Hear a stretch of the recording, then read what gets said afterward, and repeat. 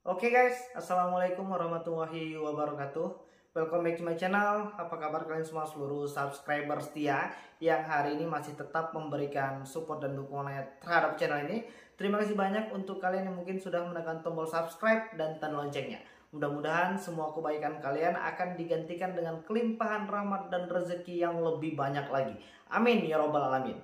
Oke guys, hari ini ada beberapa informasi yang harus kalian tahu. Jadi dimulai dari Januari tahun 2021 sampai dengan hari ini per Agustus September ya tahun 2021 ada beberapa aplikasi pinjaman uang online yang sudah tidak lagi terdaftar dan berizin di OJK.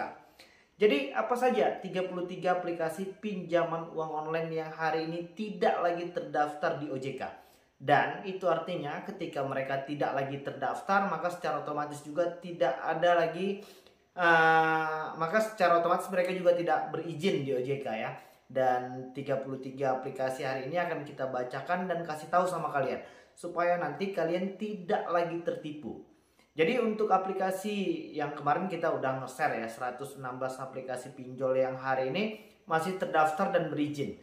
Dan hari ini kita pengen kasih tahu 33 aplikasi yang kemarin terdaftar dan hari ini tidak lagi terdaftar. Jadi supaya kawan-kawan tidak lagi ketipu dengan label-label yang mereka taruh, label OJK, mereka taruh label ini itu segala macam, sehingga banyak teman-teman yang terjebak. Jadi kalau yang ilegal dan legal itu walaupun pada kenyataannya hari ini cara penagihannya ya kalian tahu sendiri ya seperti apa. Dan kita masih terus tetap berharap kepada pemerintah khususnya di bagian OJK untuk menertibkan semua aplikasi pinjaman uang online yang masih nakal ya, yang hari ini masih tega-teganya untuk mencaci maki, mengintimidasi dan lain sebagainya. Dan harapan kita ke depannya OJK bisa merapikan yang hari ini masih nakal. Dan hari ini pertanyaannya, apa sih konsekuensinya ketika kita gagal bayar di ilegal dan legal OJK? Jadi ada juga untungnya kalau kalian gagal bayarnya di ilegal. Jadi kalau ilegal itu sudah pasti tidak ada hubungannya dengan kegiatan yang sudah dibuat pemerintah. Dan mereka itu tidak patuh, tidak taat pada peraturan pemerintah. Jadi hari ini masih banyak teman-teman yang tertipu ya, kalau hari ini katanya kalau kita gagal bayar di ilegal itu akan berpengaruh kepada slik OJK. Slik OJK-nya itu nggak berpengaruh ya kalau untuk pinjaman uang online ilegal. Jadi kalau legal gimana bang? Ya sudah pasti karena mereka hari ini sudah banyak aplikasi pinjaman uang online itu yang terkoneksi ke slik BCking. Oke udahlah, kita pengen lanjut dulu apa sih 33 aplikasi pinjaman uang online yang hari ini tidak lagi terdaftar di OJK. Dan alasannya kenapa ya mereka tidak lagi terdaftar? Ada beberapa aplikasi atau perusahaan-perusahaan pinjaman uang online ini memang sudah nggak sanggup lagi untuk mengikuti semua peraturan yang sudah dibuat OJK. Ada yang memang mungkin karena hari ini masih banyak yang gagal bayar, jadi mereka udah nggak punya putaran uang lagi buat muterkan modal, buat minjam-minjamkan sama yang lain. Dan apa saja 33 aplikasi pinjaman uang online yang hari ini sudah tidak lagi terdaftar di OJK. Oke, mungkin ada yang pakai aplikasi Optima.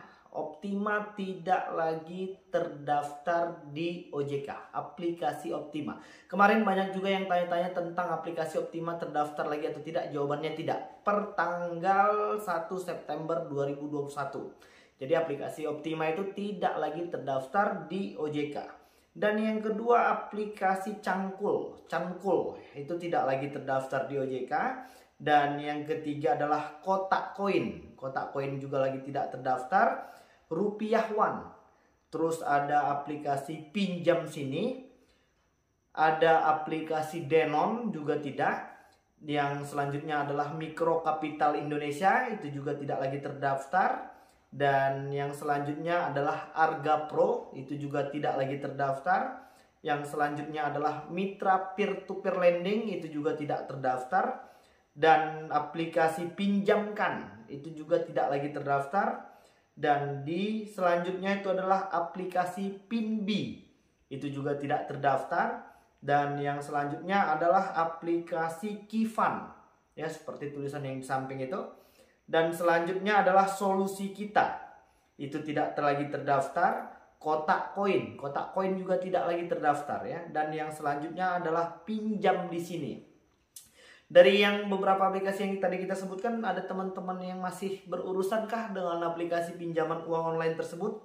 Ya, lanjut, ini dia aplikasi Kontanku. Kontanku juga tidak lagi terdaftar di OJK. Yang selanjutnya adalah aplikasi Mopinjam. Ada yang masih pakai di aplikasi Mopinjam? Mereka itu tidak lagi terdaftar di OJK. Yang selanjutnya adalah aplikasi Iternak. Iternak juga tidak terdaftar. Dana Didik, Dana Mart. Terus yang selanjutnya adalah aplikasi Modal Usaha ID. Ya, tidak lagi terdaftar. Dan yang selanjutnya adalah aplikasi Pasar Pinjam. Ada yang pernah pakai di aplikasi Pasar Pinjam. Dan yang selanjutnya adalah aplikasi Kaspia. Itu tidak terdaftar. Dan yang selanjutnya adalah Modal Antara, aplikasi Modal Antara. Dan yang selanjutnya adalah aplikasi Prosperity. Ada yang pakai Prosperity. Dan yang selanjutnya adalah aplikasi 4Kali. Ada yang masih pakai aplikasi 4Kali. Yang selanjutnya adalah aplikasi Kredibel. Kredibel juga tidak lagi terdaftar. Dan yang selanjutnya adalah Digiland, seperti tulisan yang di samping, mereka juga tidak lagi terdaftar. Dan yang selanjutnya adalah aplikasi Asakita, itu juga tidak terdaftar. Dan yang selanjutnya adalah aplikasi Bisalam, itu tidak lagi terdaftar. Dan yang selanjutnya adalah aplikasi OneHop. Ada yang masih pakai ya OneHop, yang masih banyak nih teman-teman yang masih pakai OneHop. Yang selanjutnya adalah Ladang Modal. Ladang Modal juga tidak lagi terdaftar. Dan yang selanjutnya adalah aplikasi Triplus. Yang selanjutnya adalah aplikasi Guna. Dan yang selanjutnya adalah aplikasi Vinci. Dan yang selanjutnya yang tadi kita sebutkan aplikasi Mopinjam. Dan yang terakhir adalah aplikasi Kontanku. Jadi itulah tadi 33 aplikasi pinjaman uang online yang tidak lagi terdaftar. Jadi pasti pertanyaannya, Bang, bagaimana ketika kita masih ada hutang di situ? Bagaimana dengan 33 aplikasi yang tadi Abang sebutkan, kita masih kebetulan punya hutang di situ? Kalau pertanyaannya seperti itu, ya yang namanya hutang oke lah, memang wajib dibayar. Tapi setidaknya untuk kawan-kawan yang hari ini memang belum punya kemampuan untuk melakukan pembayaran, kita pengen mengajak dan mengingatkan untuk stop gali lubang tutup lubang. Dan kawan-kawan yang hari ini sudah punya kemampuan tapi belum secara sepenuhnya, kawan-kawan bisa melakukan negosiasi denda dan bunga. Jadi hari ini banyak ya aplikasi-aplikasi pinjaman uang online itu menawarkan keringanan denda dan bunga. Dan itu kita apresiasi lah, bahwasannya memang situasi hari ini ya memang benar-benar sulit untuk mendapatkan rupiah. Karena memang situasinya seperti itu. Jadi kalau ada yang tanya, bagaimana Bang kalau seandainya kita belum mampu melakukan pembayaran? Stop bayar dulu. Jangan maksain kita harus bayar ini itu segala macam dengan cara harus ngutang lagi di tempat lain.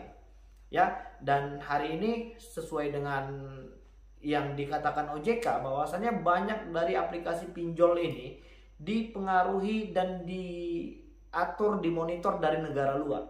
Jadi kalau yang selain dari 116 aplikasi yang hari ini sudah dirilis sama OJK, bisa saja itu dinyatakan yang lain dari 116 itu ya masih ilegal lah, karena mereka belum taat dan tidak tunduk, tidak patuh pada peraturan pemerintah.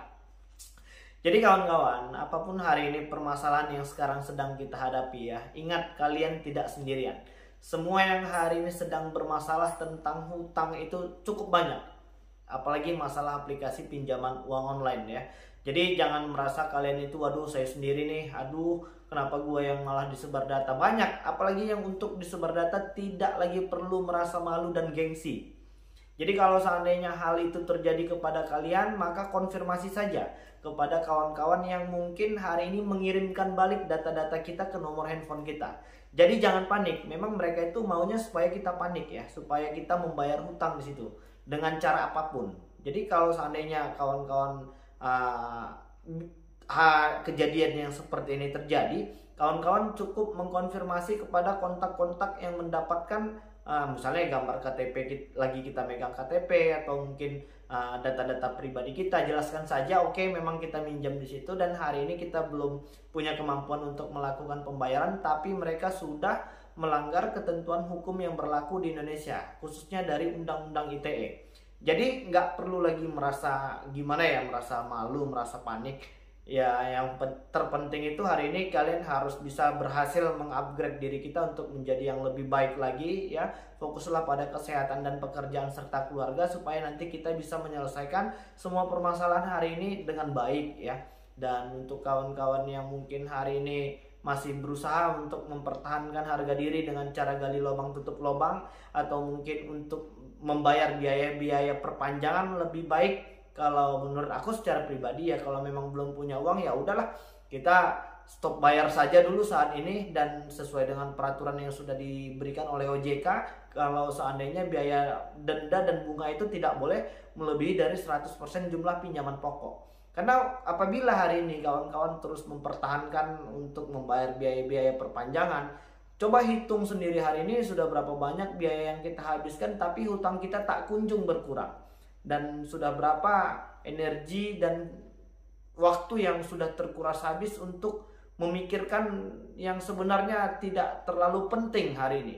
Ya, tapi memang karena situasinya hari ini masih banyak teman-teman kita yang panik ya. Jadi kalau aku secara pribadi pengen mengingatkan kalian agar tidak ikut pada ritme permainan dari aplikasi pinjol ini. Ya, kalau mereka mau marah-marah, mereka mau tagih dengan kasar ya silahkan saja. Kalian tidak perlu merasa gelisah, merasa resah. Ya, kalau memang mereka sudah tidak sesuai lagi dengan peraturan yang ditetapkan oleh pemerintah, kalian boleh rekam. Kalian boleh simpan bukti-buktinya baik melalui WA ataupun melalui via telepon. Kalian bisa laporkan ke pihak kepolisian terdekat yang ada di daerah kalian. Jadi Kabarreskrim Polri sudah memerintahkan seluruh jajaran kepolisian yang ada di Indonesia untuk merespon laporan warga yang terkait tentang masalah aplikasi pinjol ini ya. Jadi boleh, nggak harus mesti di Polda ya. Kalau kemarin-kemarin untuk masalah ITE ini adanya di Polda-Polda. Jadi untuk hari ini yang penting untuk kawan-kawan yang sedang mendapatkan tekanan, intimidasi atau merasa dirugikan dari pihak aplikasi pinjol ini, boleh langsung melapor ke Polres yang terdekat di kota Anda. Silahkan laporkan dan sertakan tanda bukti bahwasannya memang hari ini kita misalnya mengalami intimidasi, pengancaman atau mungkin perlakuan-perlakuan yang tidak pantas atau mungkin fitnah-fitnah dan lain sebagainya. Oke, jadi mungkin itu dulu yang bisa aku sampaikan dan mudah-mudahan video ini bermanfaat untuk kita semua. Tetap semangat, jaga kesehatan, tetaplah berkumpul kepada keluarga dan jauhi kerumunan. Jadi mungkin itu dulu yang bisa aku sampaikan. Assalamualaikum warahmatullahi wabarakatuh.